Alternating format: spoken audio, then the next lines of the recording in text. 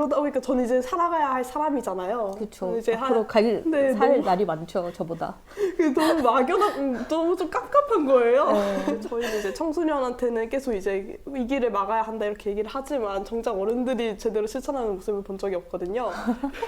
물론 여기 이런 계신 분들은 많죠. 어른들. 이런 분은 많지만 근데 아무래도 그렇다 보니까 이제는 조금 더 모든 사람들이 같이 행동해야 하지 않나 하는 생각을 갖고 있습니다. 아, 네, 이 이야기를 들으니까 저는 꼭 기후위기를 우리 지역에서부터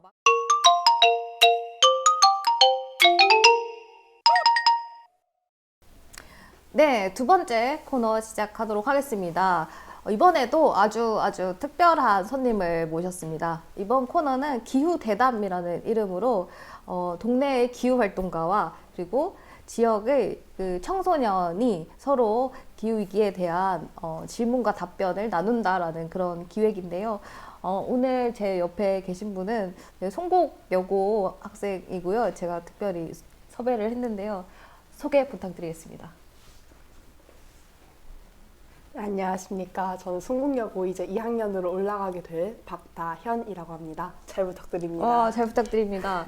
네, 다현님은 제가 알기로는 되게 특별한 경험을 하셨다고 들었는데 다큐멘터리 작업을 하신다고. 네. 네네. 영화도 만들고 다큐멘터리 작업도 해봤는데 이제 다큐멘터리는 환경 쪽으로 조금 더 문제를 짚어봤고 네네. 아니면 이제 영화는 사회 문제 쪽을 짚는 그런 좀 사회 비판적인 네네네. 내용을 담는 영상을 많이 만들어 보고 있었어요. 네네. 아무래도 또 코로나 시기를 거치면서 환경 문제에 대한 관심이 좀 많이 생겼을 것 같은데 맞나요?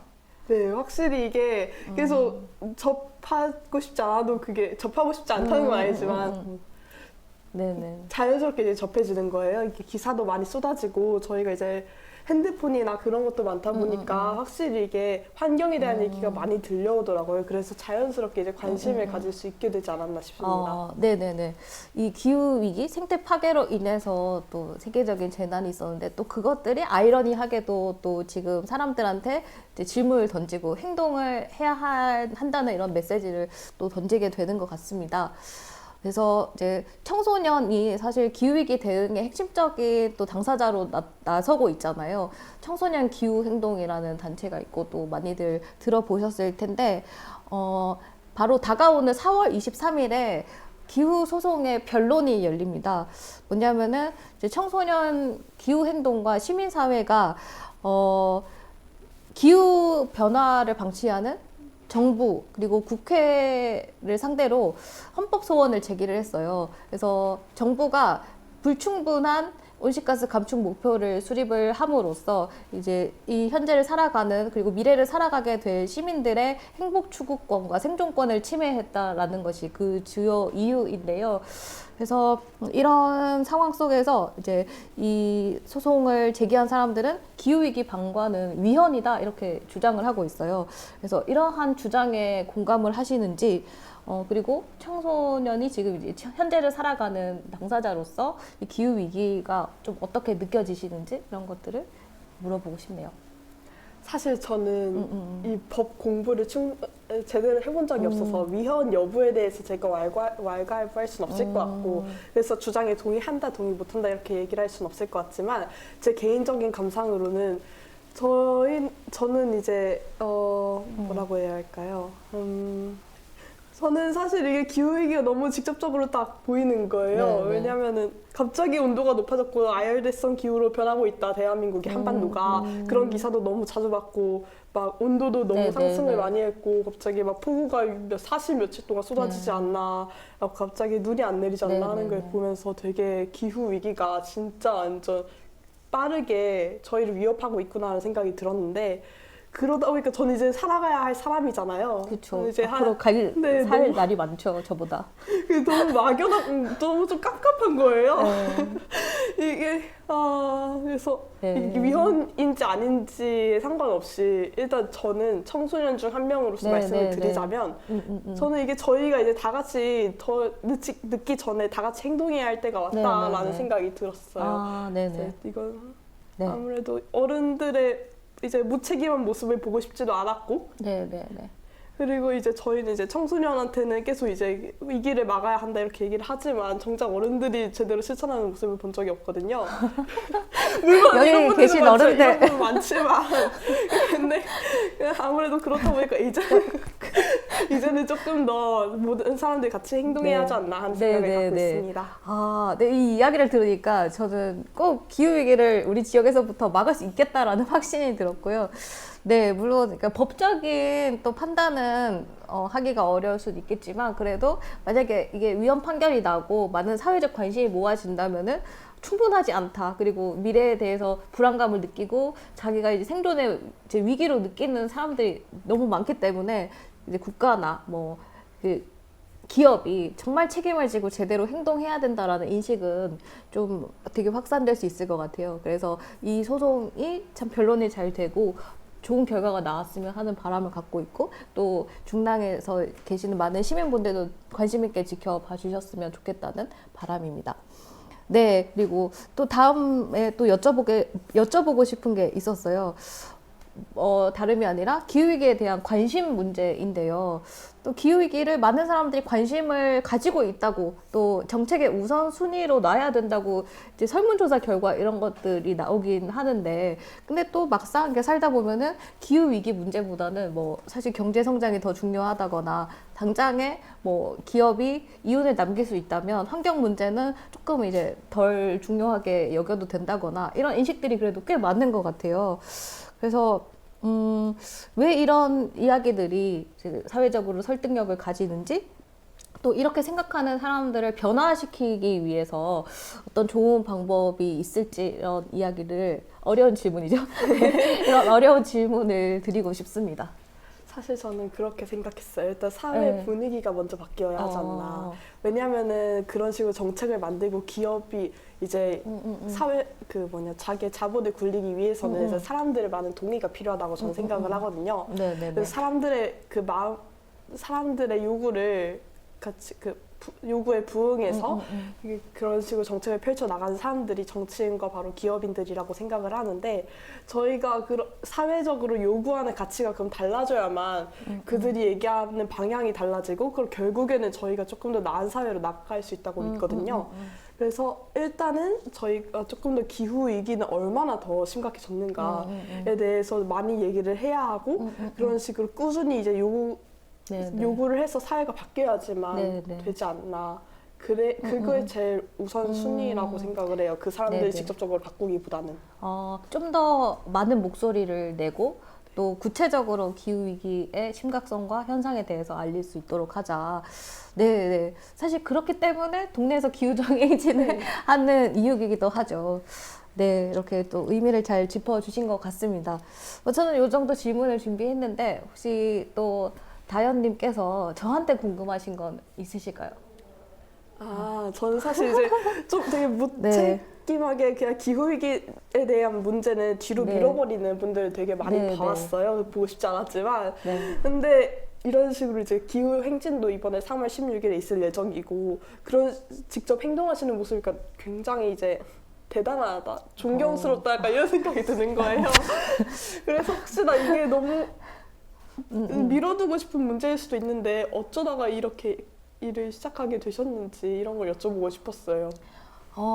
저는 사실 뭐 제가 아주 특별히 이 의지가 강하다라기보다는 어쨌든 전 세계적으로 이게 거부할 수 없는 흐름으로 제기가 되고 있다고 생각을 해요. 뭐 스웨덴에서도 아주 유명한 그 기후 활동가 그레타 툰베리가 이게 결석 시위를 하면서 이 기후위기 문제가 심각하고 많은 사람들이 그리고 동물들, 생물들이 멸종해가고 있다라는 것들을 알렸고 또 그걸 통해서 세계적으로 2019년 즈음부터 시위가 굉장히 많이 일어났거든요. 그래서 한국에서도 2019년에 좀 6천 명이 넘는 규모의 사람들이 대학로에 모여서 기후위기 대응 행진을 했고, 그러니까 도로에서 그 멸종을 의미하는 이제 다이인 퍼포먼스라고 도로에 들어 누워서 사이렌을 울리는 이런 퍼포먼스를 처음으로 했었어요. 그래서 제가 2019년에 지역 사람들이랑 같이 그 행진에 참여하고 나서 좀 많은 걸 깨닫게 된 것 같아요. 이렇게 이 문제에 관심이 있는 시민들이 이렇게 많구나. 그리고 이게 행동해야 하는 문제구나라고 생각을 하게 됐고, 그렇게 시민들이 모이니까 국회가 관심을 갖기 시작하더라고요. 그래서 국회에서 기후위기 비상사태 결의안을 냈고, 물론 거기에 따르는 실질적인 대책이 그렇게 막 충분하진 않았어요. 그래서 이제 시민사회에서는 계속 기후 정의법을 제정하라, 기후 위기를 정의롭게 해결할 수 있는 정책들을 마련하라고 계속 얘기를 해왔지만 뭐 좀 안 된 부분들이 있었고, 하지만 진짜 거절할 수 없는, 거역할 수 없는 이 흐름이라고 생각을 했거든요. 당장 이제 생존에 문제가 닥치고 항상 이상 기후 상황이 이렇게 예측할 수 없는 상황으로 계속 이게 발생하면서 생명의 위협이 가고 재산 피해가 오고 이런 상황을 더 이상 방치할 수 없다라는 게 저는 어쨌든 사회적으로 공감이 되고 있다라는 생각이 들어요. 그래서 뭐 제가 특별히 의지가 강한 건 아니고 그냥 저는 사회 구성원으로서 이제 제가 할 수 있는 역할을 찾고 있다라는 생각이 들고, 이게 좀 적성인가 봐요. 시위 조직하고 행진 조직하고 이런 게 약간 적성인가 이런 생각도 좀 듭니다. 네. 와, 쉽지 않을 텐데 너무 대단하신 것 같아요. 아닙니다. 진짜. 근데 모여서 행진하면 기분이 좋거든요. 아니, 다양한 사람들 보고 뭐 같이 외치고 춤도 추고 그러면 즐겁기 때문에 기후정의 행진에도 많은 또 청소년 시민들이랑 같이 좀 즐겁게 행진하면 좋겠다는 생각이 듭니다. 혹시 또 저에게 궁금하거나 좀 물어보고 싶은 게 있으실까요? 저는 이제 보통 제가 이렇게 기후에 관심이 있다라고 해서 여기 나오긴 했지만 사실 제가 막 꾸준하게 지속적으로 관심을 가진 적은 많이 없거든요. 간헐적으로 간간히 들려오는 기사 소식에 의해서 이런 문제가 있었지, 맞다고 저는 간간히 깨닫는 정도인데, 이걸 제가 지속적으로 관심을 유지하기 위한 방법이 뭘까 하는 생각을 계속 하고 있었어요. 근데 그 답이 실제로 쉽게 보이진 않더라고요. 그래서 혹시나 이게 지속적으로 상현님처럼 관심을 가지기 위해서는 어떻게 해야 할지 라는 그 조언을 듣고 싶었습니다. 조언이라기보다는 저는 그러니까 가장 내가 피해를 또 보는 사람이기도 하지만 내가 해결할 수 있는 힘이 있다라는 생각을 가지면 좋겠다는 생각을 많이 해요. 저도 한 시민으로서 혹은 뭐 청년으로 분류되는 이런 사회 구성원으로서 이렇게 목소리 내고 정책 제안도 하고 이제 힘을 모으면 뭘 상황을 변화시킬 수 있을 거라는 어떤 기대감이나 바람을 가지고 활동을 하고 있고, 오히려 청소년들은 저는 그게 더 클 거라고 생각을 해요. 내가 앞으로 이제 길게 살아갈 그런 지구에 관한 것이기 때문에, 근데 뭘 할 수 있을지는 좀 더 먼저 살아갔던 사람들이 가이드나 팁을 좀 주면 좋겠다라는 생각이 들고, 뭐 예를 들어 청소년들이 지역에서 우리 지역에 필요한 이제 정책에 대해서 제안을 그렇게 하기 위해서는 뭐 어떤 것부터 좀 이제 준비를 하고 공부를 하면 좋을지, 이런 것들을 좀 지역 뭐 마을 활동가들이라든지 지역의 어른들이 좀 알려주고 또 같이 토론하는 이런 자리를 많이 만들면 좋겠다라는 생각이 들고, 저도 성북여고 가서 기후위기 관련한 강연도 좀 하고 학생들과 얘기 나눈 적도 있고, 또 어디 관악구에 어떤 중학교에서 불러서 거기서 학생들이 직접 정책 제안안을 작성하는 것에 대해서 코멘트를 한 그런 역할을 한 적도 있거든요. 그래서 그런 식으로 지역에서 계속 목소리를 낼 수 있도록 그리고 내 보는 경험을 한번 해보면은 저는 훨씬 더 이게 내가 해결할 수 있는 문제구나라는 감각이 올 거라고 생각을 해요. 그래서 이런 것들을 더 효능감 있게 만들기 위해서는 중랑구도 이제 기후 위기 관련한 뭐 환경정책위원회 이런데 청소년들도 들어가서 이제 권한을 갖고 이야기할 수 있게끔 이렇게 권한도 부여하고 또 참여도 보장하고 이렇게 해야 한다고 생각합니다. 그래서 그런 요구를 가지고 행진에서 같이 만나면 좋겠네요. 행진에 시간이 된다면 꼭 가도록 하겠습니다. 네네. 시간이 된다면 주변 학생들과 친구들과 많이 손잡고 오면 좋겠습니다. 데리고 가겠습니다. 네, 감사합니다. 이렇게 코너 2에는 청소년 지역의 이제 동네 청소년을 모시고 이야기를 들어봤습니다.